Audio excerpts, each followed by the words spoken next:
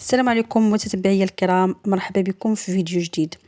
خبر صادم عن وفاة الفنانة اللبنانية المشهورة ليلى عبد اللطيف. الكل كيتداول في مواقع التواصل الاجتماعي، في تيك توك، صفحات الانستغرام وعلى اليوتيوب، ان الفنانة ليلى عبد اللطيف توفات.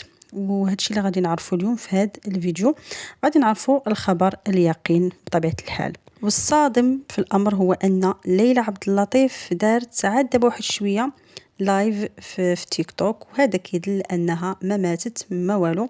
الناس غير كتبغي تهضر، كتبغي تطلق اشاعات. انا ما فهمتش بنادم حي يرزق وواحد اخر كيقتل فيه مواقع التواصل.